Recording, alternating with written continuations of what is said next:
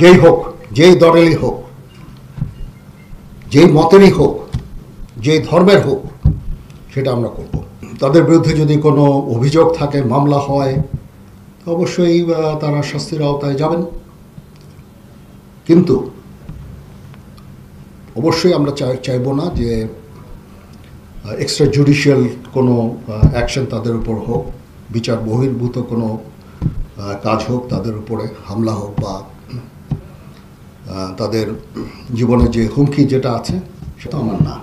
এটা অবশ্যই পুলিশ তদন্ত করবে, প্রয়োজন হলে মামলা করবে এবং তারা তাদেরকে বিচারের আওতায় নিয়ে আসবে। মাইনরিটি একটা ইস্যু নিয়ে কিছু সংস্কার করতে চাচ্ছে এবং একটা ফ্রি ফেয়ার ইলেকশন করতে চাচ্ছে। সেটার জন্য যে ধরনের যতদূর সহায়তা তারা আমাদের কাছে চাবেন সেটা আমরা করব। আমরা এই বিষয়টা দেখছি এবং যারা অপরাধী তাদেরকে অবশ্যই আমরা শাস্তির আওতায় নিয়ে আসব। এই অরাজক পরিস্থিতির মাধ্যমে নিজেদের ক্ষতি না করি।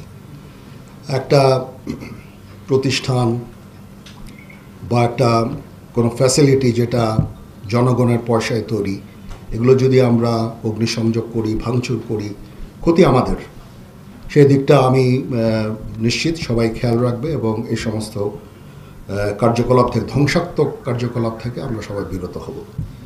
পরিস্থিতি এখন স্বাভাবিক হয়ে এসেছে, কিন্তু পুলিশ এখনও ট্রমার মধ্যে আছে।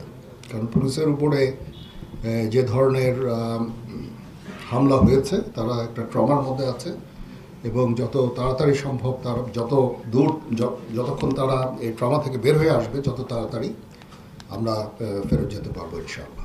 ততদিন পর্যন্ত আমরা থাকবো যতক্ষণ পর্যন্ত না পুলিশ কনফিডেন্ট হবে। তারা যখন কনফিডেন্ট হয়ে যাবে তখনই আমরা চলে যাব এবং আমি ততদূর পর্যন্তই আমরা থাকবো, ততদিন পর্যন্ত আমরা থাকবো।